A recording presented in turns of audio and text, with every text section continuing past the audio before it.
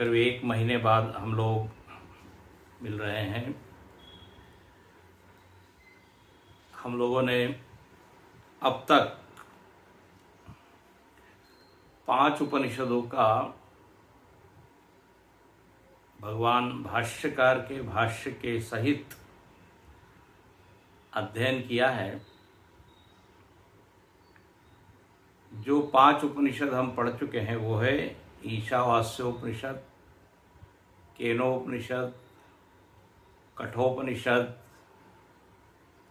मुंडकोपनिषद और प्रश्नोपनिषद। अब आज से हम लोग ऐतरीय उपनिषद प्रारंभ करने जा रहे हैं।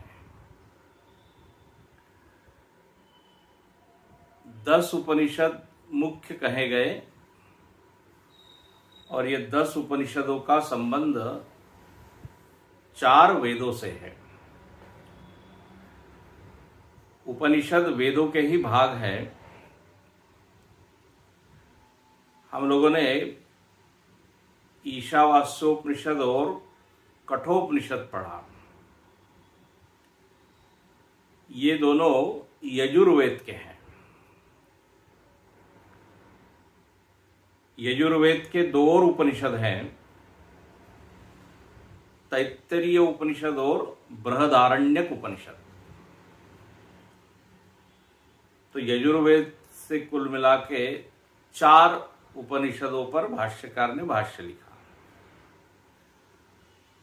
इन 4 वेद से हम लोगों ने 2 का अध्ययन किया है, ईश और कठ। ऐसे ही सामवेद का जो उपनिषद है उसका हमने अध्ययन किया। वो जो उपनिषद है वो केनोपनिषद है। सामवेद का केनोपनिषद है। सामवेद का एक और उपनिषद है छांदोग्य उपनिषद। तो सामवेद से 2 उपनिषद है जिसके ऊपर भाष्यकार ने भाष्य लिखा, केनोपनिषद और छांदोग्य उपनिषद। वैसे ही अथर्ववेद के उपनिषद भी हमने पढ़े हैं, प्रश्नोपनिषद और मुंडकोपनिषद। अथर्ववेद के इन 2 उपनिषदों का हमने अध्ययन किया। प्रश्नोपनिषद अभी ही हमने समाप्त किया। उसके पहले मुंडकोपनिषद पढ़ा था। तो अथर्ववेद के 2 उपनिषद हुए। अथर्ववेद का एक और उपनिषद है मांडूक्य उपनिषद, जो अभी हमने पढ़ा नहीं है। तो इस तरह से 3 वेदों के ये उपनिषद हुए। अब एक वेद बच गया, ऋग्वेद। ऋग्वेद में एकमेव उपनिषद है और उसी का नाम है ऐतरेय उपनिषद। ये ऋग्वेद का है। 10 उपनिषदों में ये एकमेव उपनिषद ऋग्वेद का है। यजुर्वेद के 4 हैं, सामवेद के 3 है,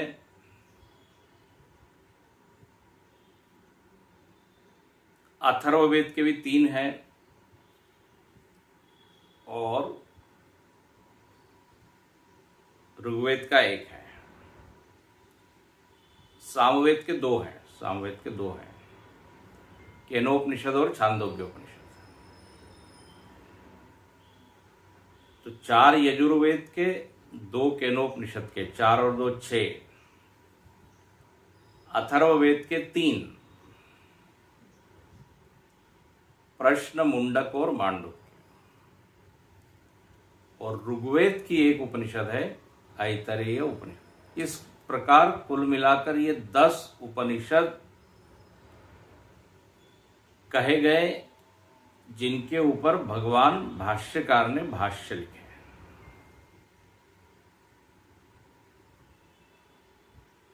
प्रश्न ये आता है कि भाष्यकार ने इन 10 उपनिषदों के ऊपर ही क्यों भाष्य लिखा। इन 10 उपनिषदों का जो चुनाव उन्होंने किया उसका आधार क्या है। तो ऐसा है कि महर्षि वेदव्यास जी ने ब्रह्म सूत्र की रचना की, जिसमें 555 सूत्र हैं और उन सूत्रों में अधिकरण है, अधिकरण वाक्य होते हैं।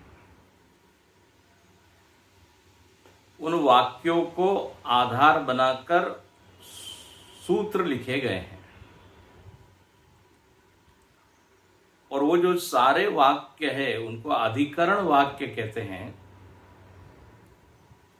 वो इन 10 उपनिषदों से लिए हैं। ध्यान से सुनिए। सूत्र का अधिकरण वाक्य होता है वो वाक्य, मतलब उपनिषद की श्रुतियां, इन 10 उपनिषद की श्रुतियों को आधार बनाकर सूत्र लिखे। इसलिए उन्होंने इन 10 उपनिषदों का ही चुनाव किया। जब ब्रह्म सूत्र पढ़ते हैं तो उसमें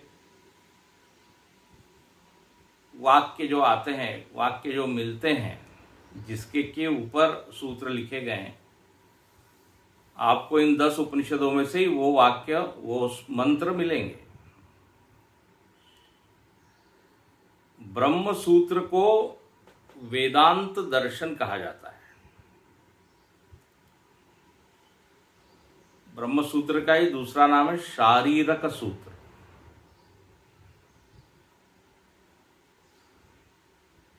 ब्रह्म सूत्र पर वेदांत की जितनी शाखाओं के आचार्य हुए उन सब ने भाष्य लिखा है। ब्रह्म सूत्र के ऊपर भाष्य लिखा। केवल भगवान भाष्यकार का ही भाष्य प्राप्त नहीं होता, अपितु मध्वाचार्य जी, निम्बार्काचार्य जी, रामानुजाचार्य जी, सभी आचार्यों ने ब्रह्म सूत्र पर भाष्य लिखा। रामानंदाचार्य जी ने भी भाष्य लिखा। रामानंदाचार्य जी वैष्णव परंपरा से आते हैं और इसी परंपरा में गोस्वामी तुलसीदास जी भी आते हैं। उनके भी गुरु रामानंदाचार्य जी माने गए। कबीरदास जी ने भी रामानंदाचार्य जी को गुरु माना, तो उन्होंने भी स्वामी रामानंदाचार्य जी ने का भी भाष्य ब्रह्म सूत्र पर उपलब्ध है। उसको आनंद भाष्य कहते हैं। ब्रह्म सूत्रों में ये बताया गया कि उपनिषद का प्रयोजन क्या है, क्योंकि उपनिषदों में अलग अलग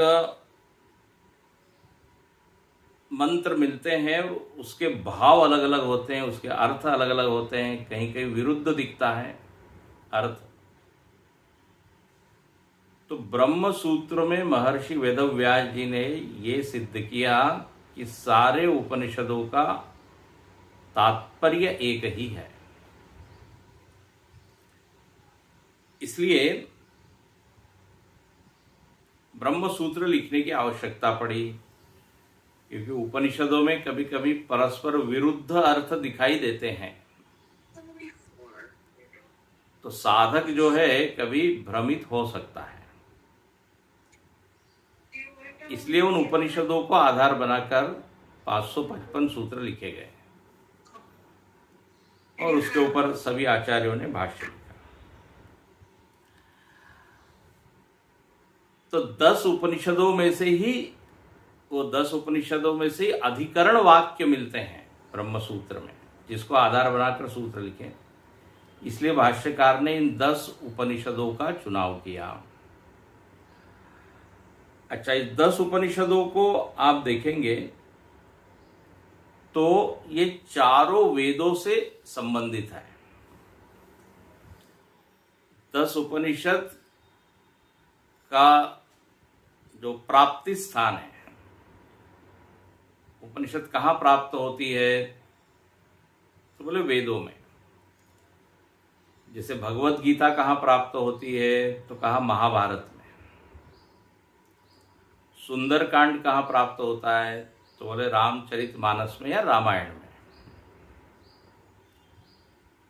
ऐसे उपनिषद कहाँ प्राप्त होती है, तो बोले वेदों में। और चारों वेदों में ये 10 उपनिषद हैं। तो भाष्यकार ने इन 10 उपनिषदों का चुनाव इसलिए किया, साधक को ये समझाने के लिए कि चारों वेदों का तात्पर्य एक ही है। चारों वेद एक स्वर से ब्रह्म का प्रतिपादन करते हैं, और केवल ब्रह्म ही नहीं, ब्रह्मात्मैक्य का प्रतिपादन करते हैं। ब्रह्मात्मैक्य मतलब जीव और ब्रह्म में एकत्व है। श्लोकार्धेन प्रवक्ष्यामि यदुक्तम ग्रंथ कोटिभिः ब्रह्म सत्यम जगन मिथ्या जीवो ब्रह्मैव नापरः। बोले आधे श्लोक में मैं सारे वेदों का तात्पर्य बता देता हूं, सारे उपनिषदों का प्रतिपाद्य बता देता हूं। क्या प्रतिपाद्य है, बोले जीवो ब्रह्मैव नापरः। जीव ही ब्रह्म है, जीव और ब्रह्म में भेद नहीं है। अपरः, ये दूसरा नहीं है, जीव से ब्रह्म अलग। जीव ब्रह्म का अंश नहीं है या उसमें भिन्नता नहीं है, एक है। और जगत के संबंध में जो मत है वो क्या है, बोले ब्रह्म सत्यम जगन मिथ्या। सत्य वस्तु एक ही है, वह है ब्रह्म। भासने वाला जगत जो है वह उसकी कोई वास्तविक सत्ता है नहीं, भासित नहीं होता ऐसा नहीं है, जगत का अनुभव होता ऐसा नहीं है, लेकिन अनुभव होने पर भी वो विचार की कसौटी पर सत्य नहीं सिद्ध होता। विचार करने पर उसमें केवल एक प्रातिभासिक सत्ता ही स्वीकृत करनी पड़ेगी। इसलिए भाष्यकार ने कहा वह जो ब्रह्म है जिसके ऊपर जगत भासमान है वही ब्रह्म जीव है। जीवो ब्रह्मैव नापरः। तो ये चारों वेदों का यही प्रतिपाद्य है। ये बताने के लिए भाष्यकार ने चारों वेदों से ये उपनिषद चुने हैं और उसके ऊपर उन्होंने भाष्य लिखा। जब तक साधक के भीतर ये प्रमा निश्चित नहीं हो जाती कि जीव ही ब्रह्म है, बोले तब तक श्रवण आपका पूरा नहीं हुआ। श्रवण क्या है, तो बोले तात्पर्य निर्णय। ये टेक्निकल शब्द है। श्रवण मतलब केवल कान से कुछ शब्दों को सुनना, मंत्रों को सुनना, इतना ही नहीं है। तो जो प्रतिपाद्य है चारों वेदों का, 10 उपनिषदों का, वह यही है कि ब्रह्म से जीव की अभिन्नता है। और जब तक ये प्रमा स्थिर नहीं होती, दृढ़ नहीं होती, तब तक कहते हैं श्रवण पूर्ण नहीं हुआ। इसलिए श्रवण करते रहना चाहिए। अब देखिए, श्रुतियों में या उपनिषदों में मंत्र अनेक है। कई बार साधक भ्रमित हो सकता है कि एक उपनिषद में कुछ कहा गया, दूसरे उपनिषद में कुछ कहा गया। तो भाष्यकार जानते हैं साधक की समस्या, इसलिए उन्होंने बड़ी कृपा पूर्वक, करुणा के वश होकर भाष्यों के द्वारा ये समझाया कि आप भटकिएगा नहीं, भ्रमित मत होइए। गीता में भी जैसे आया, श्रुति विप्रतिपन्नाते यदा स्थास्यति निश्चला समाधावचला बुद्धौ तदा योगम अवाप्स्यसि। बोले श्रुति विप्रतिपन्ना, श्रुतियों में विप्रतिपत्ति दिखाई देती है। विप्रतिपत्ति मतलब अनेक मत और अनेक विचार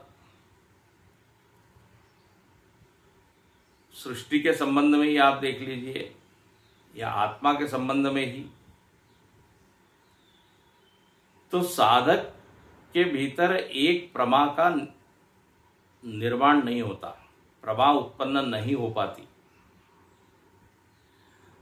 और जो प्रमा संशयग्रस्त है, विपर्ययग्रस्त है, शंका से आक्रांत है, संदेहों से आक्रांत है, बोले वो प्रमा कभी स्थिर नहीं होगी। कभी लगेगा ये सच है, कभी लगेगा वो सच है।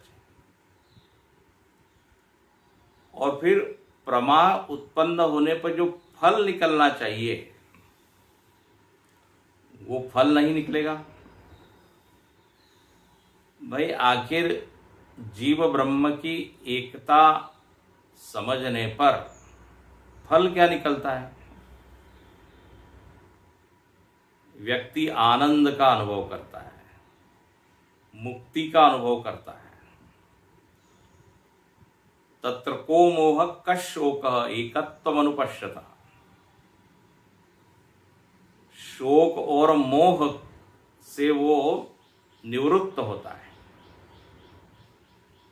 भाष्यकार लिखते हैं विवेक चूड़ामणि में, जैसे रोगी व्यक्ति रोग से निवृत्त होने पर कैसा स्वस्थ अनुभव करता है, उसको बड़ा अच्छा लगता है। छूटे, एक समस्या से छूटे, वेदना से, दुख से, त्रास से छूटे। ऐसे ही बोले इस ब्रह्म प्राप्ति का परिणाम है, फलश्रुति यही। तो ये तभी होगा जब प्रमा स्थिर होगी, प्रमा दृढ़ होगी। इसलिए लिखते हैं कि श्रवण करते रहे तो ये प्रमा क्या हो जाती है, दृढ़ होती जाती है। और जब तक नहीं हुई तब तक कहते हैं बहुकाल करिए सत्संगा, तब होई संशय सब भंगा। तो इसलिए भाष्यकार ने इन उपनिषदों के ऊपर चारों वेदों का एक ही तात्पर्य है। एक सत्य में हमारी प्रमा स्थिर हो जाए। कहीं साधक ये न कहें कि ऋग्वेद कुछ कह रहा है और सामवेद कुछ कह रहा है और अथर्ववेद कुछ कह रहा है। भले ये उपनिषद का मूल जो स्रोत है वो चारों वेद ही है, तो उसमें कोई विरोध नहीं है। वेद की उन ऋचाओं में यही ज्ञान अन्वित है। अन्वित है मतलब यही ज्ञान अनुस्यूत है, सभी वेदों में यही ज्ञान गया हुआ है। जैसे सारे मणियों में एक धागा पिरोया होता है।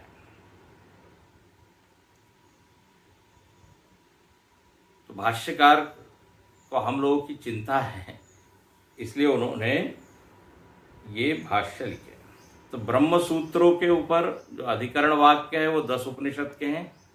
तो 2 तात्पर्य है, इसलिए भाष्यकार ने इन 10 उपनिषदों का चुनाव किया। ब्रह्म सूत्र के अधिकरण वाक्य इन्हीं से मिलते हैं, इन्हीं उपनिषदों से। और दूसरा, चारों वेदों का तात्पर्य एक ही है, चारों वेद से, इसीलिए 10 उपनिषदों का चुनाव किया गया, जिसमें भाष्यकार ने भाष्य लिखा। अब देखिए, इसका अर्थ ये नहीं है कि 10 उपनिषद ही केवल प्रमाण है। अन्य उपनिषदें भी हैं, उसमें भी यही ज्ञान बताया है। कुछ लोग कहते हैं 108 उपनिषद है। गीता प्रेस में भी 50 से ज्यादा उपनिषद प्रकाशित हुई है। तो उन उपनिषदों को कई बार हम लोग बोल देते हैं ये मुख्य उपनिषद और ये गौण उपनिषद। कैवल्य उपनिषद, श्वेताश्वतर उपनिषद, अमृत बिंदु उपनिषद, तेजो बिंदु उपनिषद, सूर्योपनिषद, ऐसे बहुत सारे उपनिषद हैं। तो उनको गौण कह देते हैं तो लगता है कि वो प्रमाण नहीं है, क्योंकि गौण शब्द का अर्थ हीन हो जाता है, कभी हीन अर्थ में भी आता है गौण। लेकिन ऐसा नहीं है, उनके ऊपर भाष्य नहीं लिखा गया इसका मतलब प्रमाण नहीं है, ऐसा नहीं है। भाष्यों के लिए इन 10 का चुनाव किया गया, उसके पीछे एक कारण है जो अभी अभी हमने देखा।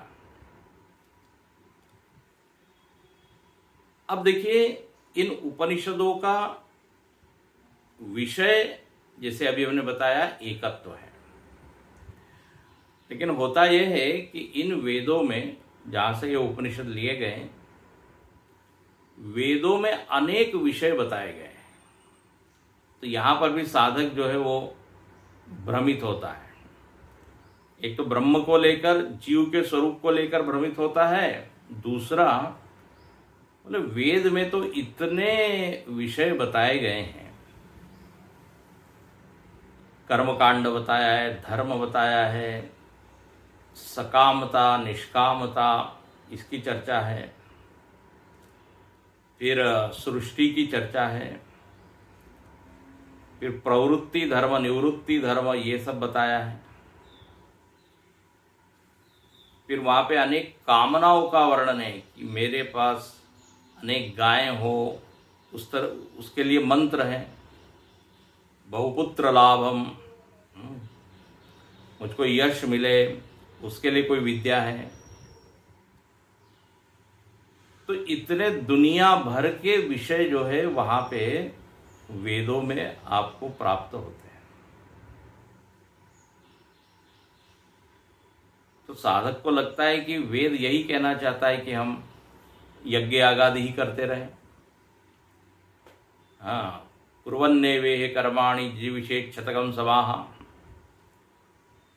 उपनिषद का ही मंत्र है, ईशावास्योपनिषद, कि कर्म करते हुए हम 100 साल तक जिए। 100 साल जिए, लेकिन सोते सोते न जिए, कर्म करते हुए जिए। तो अब ये मंत्र पढ़कर तो भाव यही बनेगा कि उपनिषद कहती है कर्म करो, कर्म को ही प्रधान बना दिया। तो ऐसा लग सकता है। अनेक विषय वहां पर बताए, सर्वार्थ प्रकाशक है वेद। तो क्या है, सारे विषयों का प्रकाशन करता है, जगत के जितने विषय हैं। लेकिन अब इनमें से लेना क्या है, इनमें से परम सत्य क्या है, कौन सा, किसको हम ध्येय बनाए, ये समझना चाहिए। इसलिए भाष्यकार ने भाष्य लिख के समझाया कि चारों वेदों में भले ही विविध प्रकार के विषय हैं, लेकिन अंतिम सत्य तो इस ब्रह्म ज्ञान से ही मिलने वाला है। जिसे कई बार हम किसी से मिलने जाते हैं किसी एक विशेष प्रयोजन को लेकर, एक विशेष विषय पे चर्चा करने के लिए। कॉलोनी की कोई समस्या है, घर की कोई समस्या है, अब उसको हम लेके जाते हैं, लेकिन हम अन्य विषयों की चर्चा करते हैं। आजकल बड़ी गर्मी हो रही है, टेम्परेचर बढ़ रहा है, 40 के पार जा रहा है, ट्रैफिक बहुत हो गया है शहर में, आने जाने में घंटों लग जाते हैं। अब ऐसे सब विषय हम बोलते रहते हैं। फिर कहते हैं पिताजी कैसे हैं, लड़के लोग कैसे हैं, कहाँ जॉब कर रहे हैं, ये सारे विषय हम बोलते हैं। और फिर धीरे से जो मुख्य विषय है उसकी चर्चा आरंभ की जाती है। तो जो अन्य वाक्य थे वो गौण थे, उन वाक्यों में हमारा प्रयोजन नहीं था। कोई मौसम की जानकारी लेने के लिए हम वहां नहीं आए, या उनके परिवार में क्या हो रहा है उनकी जानकारी लेने के लिए नहीं आए। प्रयोजन कुछ और है, लेकिन वाक्य तो बहुत सारे बोले गए। तबीयत कैसी है आपकी, पीछे तबीयत आपकी खराब थी, आप ठीक है ना, ये सब चर्चा होती है। और फिर मेन विषय पर हम आते हैं। मिलने का प्रयोजन तबीयत पूछना नहीं होता, जो समस्या है ना, उसका निदान कैसे हो, इसके लिए वो मिलन होता है। ऐसे ही वेद में बहुत सारे विषय वाक्य सब आए हैं, उसकी अपनी एक भूमिका है, लेकिन प्रयोजन वेद का क्या है, जीवो ब्रह्मैव नापरा। भगवत गीता में भी भगवान कहते हैं क्षेत्रज्ञम चापि माम विद्धि सर्व क्षेत्रेषु भारत। ये जो क्षेत्रज्ञ है ना, क्षेत्र को जानने वाला, वो कौन है? मैं, हम ही जानते हैं। क्षेत्र तो शरीर, इस शरीर को जानने वाला तो मैं ही हूं। भगवान कहते हैं वो जो आप है ना, वो मैं हूं। अब देखो वहां एकदम एकत्व तो बना दिया, एकत्व तो बोल दिया। केवल आप ही जानते नहीं हो, मैं भी जानता हूं, भगवान ऐसा कह रहे हैं। इसका मतलब क्षेत्रज्ञ और ईश्वर में क्या हो गया? एकत्व। देहेस्मिन् पुरुष परः, जो परम पुरुष है वही इस देह में स्थित है। भगवत गीता में ये आता है। ज्ञानी तु आत्मैव मे मतम, ज्ञानी तो मेरी आत्मा है, मतलब ज्ञानी ने मुझको आत्म रूप से पहचाना है, भेद या भिन्न करके, पराया करके, दूसरा करके नहीं जाना है। तो यही ज्ञान अंतिम ज्ञान है, और इसी ज्ञान से मोक्ष होगा। तो ये उपनिषद का विषय है, ऐतरेय उपनिषद का भी यही विषय है। आप कई बार पढ़ चुके हैं। सामान्य वाक्य में, सामान्य भाषा में एक वाक्य बोला जाता है कि उपनिषद का प्रयोजन क्या है? दुख की कारण सहित निवृत्ति और परम आनंद की प्राप्ति। कारण सहित दुख की निवृत्ति है, केवल दुख की निवृत्ति नहीं। केवल दुख की निवृत्ति जगत के उपायों से भी होती हुई देखी जाती है, लेकिन वो दुख की निवृत्ति क्षणिक होती है। ऊपर ऊपर से हम इलाज कर देते हैं, जो मूल कारण है वैसा ही बना रहता है। कई बार होता है ना, कुछ एक्सीडेंट होता है तो ऊपर ऊपर से दवा पट्टी थोड़ा कर देते हैं, एक पट्टी बांध देते हैं, खून वून रुक जाए, लेकिन फिर क्या एक्सरे करते हैं, फिर जो उसका मूल कारण है वो मालूम करते हैं। तो ऊपर ऊपर से दुखों की निवृत्ति के बहुत उपाय हम लोगों ने खोजे हैं। कंफर्ट, जितनी सुविधाएं हैं, धन है, अन्न है, वस्त्र है, ये क्या है, थोड़ी देर दुखों को हटाते हैं, लेकिन मूल कारण वैसा ही बना हुआ है, वो है अज्ञान। दुख की कारण सहित निवृत्ति यदि करनी है तो उपनिषद का ज्ञान प्राप्त करना पड़ेगा। अच्छा, एक तरफ दुख की निवृत्ति होती है, दूसरी तरफ सकारात्मक रूप से आनंद की प्राप्ति होती है। हाँ, ये भी थोड़ा साथ में रखिए। और वो आनंद का हमको ज्ञान होता है कि हाँ, मैं उस आनंद का अनुभव कर रहा हूं। वो जागृत आनंद होता है, जीवंत आनंद होता है। सुषुप्ति में भी दुख की निवृत्ति तो हो जाती है, लेकिन हम सोए पड़े रहते हैं। सुबह उठ के हमको स्मरण होता है कितनी अच्छी वो अवस्था थी, लेकिन उस समय हम पूरी तरह लीन होते हैं, सोया हुआ आनंद है। लेकिन यहां कैसे आप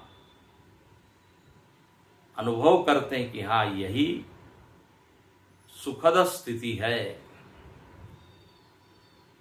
ये सर्वथा वर्तमानोपि स योगी मयि वर्तते। सब कुछ करते हुए भी वह मेरे में स्थित होता है। मतलब केवल समाधि में आनंद का अनुभव हो ऐसा नहीं। योग रतो वा भोग रतो वा संग रतो वा संग विहीन। तो ये जो जीवन मुक्ति की अवस्था, इसको जीवन मुक्ति की अवस्था बोलते हैं। मतलब ये तो इस उपनिषद के ज्ञान से ही प्राप्त होती है। इसलिए उपनिषद का विषय क्या है, प्रयोजन क्या है, ये स्पष्ट होना चाहिए। ब्रह्मात्मैक्य बोध ही विषय है और प्रयोजन ब्रह्मानंद की प्राप्ति, परमानंद की प्राप्ति। इसलिए गीता में भगवान कहते हैं सुखम आत्यंतिकम, आत्यंतिक सुख मिल रहा है, ऐसा सुख जिसका अंत नहीं है। बुद्धिर्ग्राह्यम, मतलब भान है इस आनंद का। बेहोशी का आनंद नहीं है, मूर्छा का आनंद नहीं है। हम लोगों को ऐसा ही आनंद चाहिए जो कि अनुभव रूप हो। तो यह उपनिषद भी इसी प्रयोजन को लेकर यहां प्रस्तुत हुई है। अब जरा देखें इस उपनिषद का परिचय, थोड़ा इसका प्राप्त करें। तो देखिए, वेद इस विश्व के प्राचीनतम ग्रंथ माने गए। पाश्चात्य विद्वानों ने माना कि ऋग्वेद जो है वो विश्व का सबसे प्राचीनतम ग्रंथ है। सनातनी लोग, हम लोग क्या कहते हैं, वेद अपौरुषेय है, उसको इतिहास की एक पुस्तक है ऐसा नहीं कह सकते। वो रिवील्ड नॉलेज है, ईश्वर की ओर से आया हुआ है। उसी ज्ञान का संकलन कर दिया, तो ये वेदों के रूप में आज हम उनको देखते हैं। पाश्चात्य लोगों ने भी ये माना कि प्राचीनतम ग्रंथ यदि कोई है तो ऋग्वेद है। ऐतरीय उपनिषद का संबंध ऋग्वेद से है। वेद के दो भाग माने गए, मंत्र ब्राह्मणात्मको वेद, ये बड़ा प्रसिद्ध वाक्य है। बोले वेद क्या है, तो मंत्र ब्राह्मण योहो वेद नामधेयम। वेद मंत्र भाग और ब्राह्मण भाग का नाम है। मतलब वेद में दो भाग है, मंत्र भाग और ब्राह्मण भाग। और ब्राह्मण के अंतर्गत ही दो भाग और हो जाते हैं, उसको कहते हैं आरण्यक और उपनिषद। ये ब्राह्मण भाग में प्राप्त होते हैं। तो मूल रूप से दो हुए, मंत्र ब्राह्मणात्मक हो वेद, और फिर ब्राह्मण में आरण्यक और उपनिषद, ये दो हो जाते हैं। अब देखिए ये जो ऋग्वेद है, ऋग्वेद के दो बड़े ब्राह्मण हैं। देखो ब्राह्मण शब्द का अर्थ जाति से नहीं है। ब्राह्मण भाग मतलब क्या होता है कि जिसमें ब्रह्म का विचार है, ब्रह्म से ब्राह्मण शब्द बना है, जाति वाचक नहीं है। वे ब्रह्म का अर्थ वेद भी होता है, ब्रह्म का ही अर्थ वेद भी होता है। तो वेद से संबंधित है, ब्रह्म से संबंधित है, इसलिए उसको कहते ब्राह्मण भाग। अच्छा, इस ऋग्वेद में दो बड़े ब्राह्मण हैं, ऐतरेय ब्राह्मण और कौशितकी ब्राह्मण। ये सब टेक्निकल शब्द है। ऐतरेय ब्राह्मण और कौशितकी ब्राह्मण। कहते हैं इस ऐतरीय ब्राह्मण में 40 अध्याय है, 40 अध्याय है, और 5-5 अध्याय का एक एक ग्रुप है, तो उसको कहते हैं पंचिका। और ऐसे अष्टपंचिका, 5-5 का एक ग्रुप हो गया तो 8 बन गए, तो 8 भाग में कितने हो जाएंगे, 40। तो 40 अध्याय इस ऐतरेय ब्राह्मण में है। अच्छा, अब इस ऐतरेय ब्राह्मण का जो चौथा, पांचवा और छठा अध्याय है, चौथा, पांचवा, छठा ऐतरीय ब्राह्मण का। अच्छा, तो थोड़ा और कर लेते हैं। ऐतरीय ब्राह्मण में जो आरण्यक है, उसका जो चौथा, पांचवा और छठा अध्याय है, आप कह सकते हैं ऐतरीय ब्राह्मण का चौथा, पांचवा, छठा अध्याय, वो ये ऐतरीय उपनिषद कहलाती है। तो इस उपनिषद में कितने हो गए, 3, 4, 5, 6 अध्याय। चौथा, पांचवा, छठा अध्याय उपनिषद। और इस एक अध्याय में, पहले अध्याय में 3 खंड है, दूसरे अध्याय में 1 खंड है, और तीसरे अध्याय में 1 खंड है। तो कुल मिला के 5 खंड है। कठिन तो नहीं हो रहा है। ऐतरेय उपनिषद, ऐतरीय ब्राह्मण का चौथा, पांचवा, छठा अध्याय है, मतलब 3 अध्याय है। और पहले अध्याय में 3 खंड, दूसरे अध्याय में 1, और तीसरे अध्याय में 1। कुल मिला के 5 खंड इस ऐतरीय उपनिषद में। और इसमें कुल मिला के 35 मंत्र है। अब तक जो हमने उपनिषद पढ़ी, ईशावास्य उपनिषद को छोड़ के बाकी उपनिषद तो काफी विस्तृत थी। कठोपनिषद, मुंडकोपनिषद, प्रश्नोपनिषद, लेकिन यह उपनिषद छोटी है, लघु कलेवर इसको कहते हैं, जिसका कलेवर, जिसका आकार छोटा है, 35 मंत्र का है। तो ऐसा इस उपनिषद का क्या परिचय हुआ। अच्छा, अब इस उपनिषद का नाम ऐतरेय उपनिषद क्यों है? तो बोले ऐतरेय उपनिषद क्यों पढ़ा? तो इसकी भी एक कथा बताई गई। सायणाचार्य जी बहुत बड़े विद्वान हुए, उन्होंने वेदों के ऊपर भाष्य लिखे हैं। उन्होंने एक कथा का विवरण दिया, कथा को बताया ये नामकरण क्यों हुआ ऐतरेय। तो ऐसा कहते हैं, एक ऋषि थे और उन ऋषि की बहुत सी पत्नियां थी। उनमें से एक पत्नी का नाम था इतरा।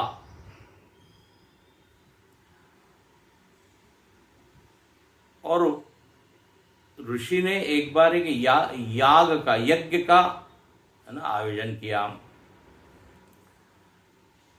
अब उस यज्ञ में ये जो इतरा है, इतरा को माना गया कि वो दासी है, दासी के स्थान पर है। तो उनका जो पुत्र है उसका नाम है महिदास। पिताजी इस महिदास को उचित सम्मान नहीं देते थे।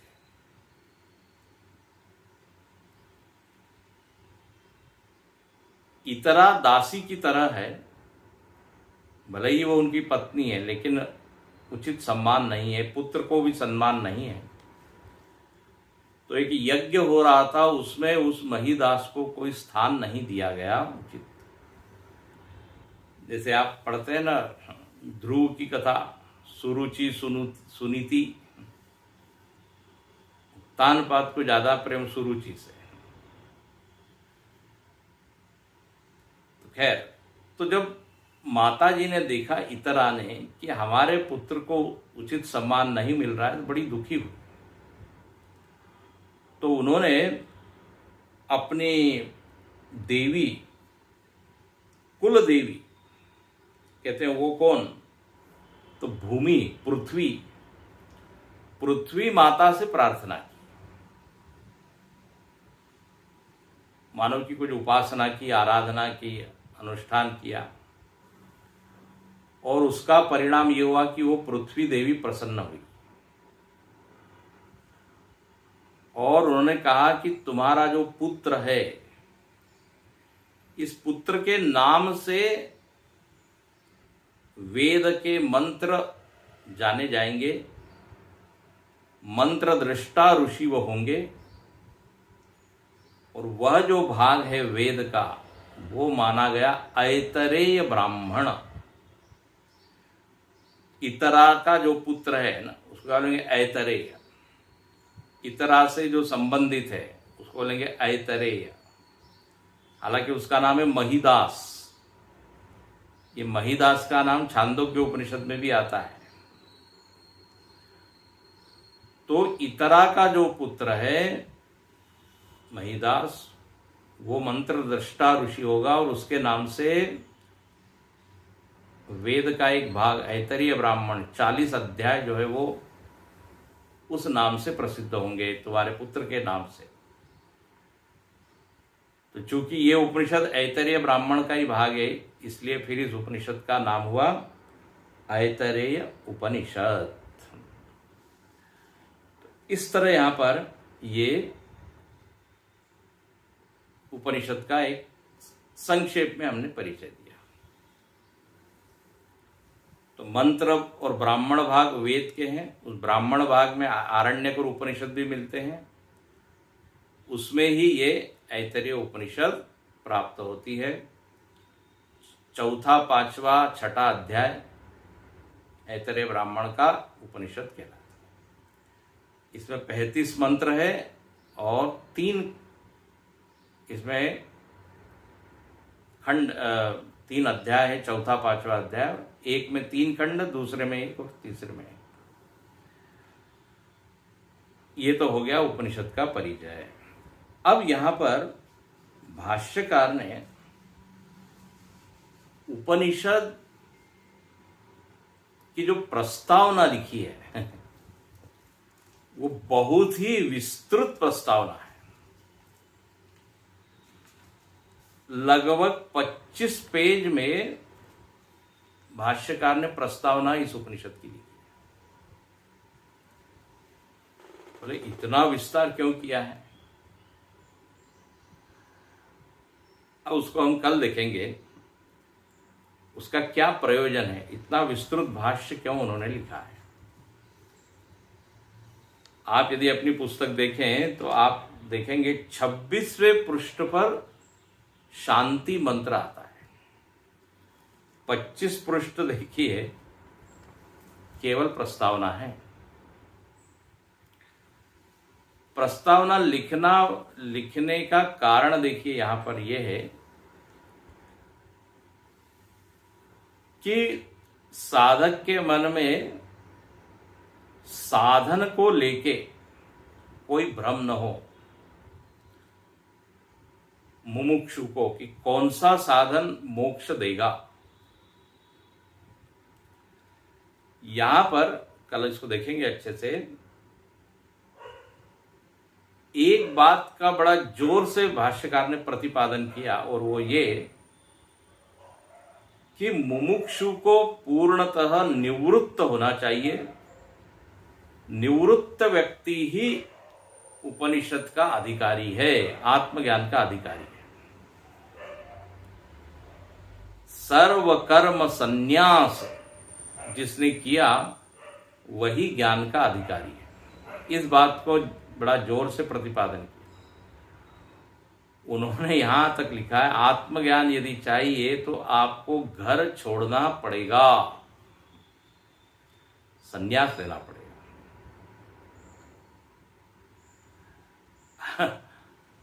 अब ये सुन के गृहस्थी लोग बड़े परेशान हो जाएंगे, बोले हम अधिकारी नहीं हैं। अनेक गृहस्थी लोग भी तो ज्ञानी हुए हैं। उपनिषदों में तो ज्ञान की जो परंपरा दिखती है उसमें अनेक गृहस्थ ही दिखते हैं। जनक महाराज इतने बड़े ज्ञानी हुए, गृहस्थ थे। तैत्तरीय उपनिषद में भृगुवल्ली में भी पिता और पुत्र का संवाद है। भृगुर्वै वारुणी पितरम उपससार वो आता है। पुत्र जो है पिता के पास जाता है, ब्रह्म क्या है हमको बताइए। पिता ही उसको ज्ञान कराते हैं। फिर श्वेत केतु और उद्दालक का भी संवाद है, तो वो भी गृहस्थ ही है। श्वेत केतु पुत्र है उद्दालक का। छांदोग्य उपनिषद में कथा आती है। शौनको हवै महाशाल, ये भी हमने पढ़ा मुंडकोपनिषद में। तो महागृहस्थ है शौनक ऋषि, जिनकी महाशालाएं हैं, गजशाला, पाठशाला, धर्मशाला। तो इससे लगता तो है गृहस्थ भी जो है वो अधिकारी है। भाष्यकार ने कहा कि वो दिख रहे हैं वो गृहस्थ, वो गृहस्थाभास है, गृहस्थ इव। भाष्यकार के भाष्य को हम देखेंगे अच्छे से, लेकिन इसमें ये पक्का बताया कि बिना पूर्ण निवृत्त हुए ये ज्ञान नहीं होता। अब आप वस्त्र से भी निवृत्त हो जाए तो बड़ा अच्छा, मतलब संन्यास वेश धारण करें, या घर में रहे लेकिन उस तरह की वृत्ति हो। तो यहां पर उसको हम देखेंगे, क्योंकि इस तरह का जो प्रस्तावना है अभी तक हम लोगों ने अन्य उपनिषदों में नहीं देखी। तो वो पढ़ने योग्य है।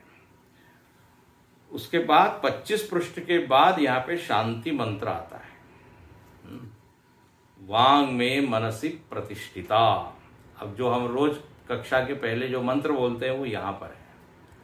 कई लोगों के मन में प्रश्न था कि जो आप बोलते हैं वो शांति मंत्र कहाँ से है, तो बोले ये ऐतरेय उपनिषद का है। तो आज हम इस शांति मंत्र को केवल पढ़ लेते हैं। कल इसका अर्थ देख के प्रस्तावना भाष्य जो है वो हम देखेंगे। वांग में मनसि प्रतिष्ठिता मनो में वाचि प्रतिष्ठितम् आविराविर्मयेधि वेदस्य आणिस्तः श्रुतं मे मा प्रहासीः अनेनाधीतेन अहोरात्रान् संदधामि ऋतं वदिष्यामि सत्यं वदिष्यामि तन्मामवतु तद्वक्तारमवतु अवतु माम् अवतु वक्तारम् अवतु वक्तारम्। ओम।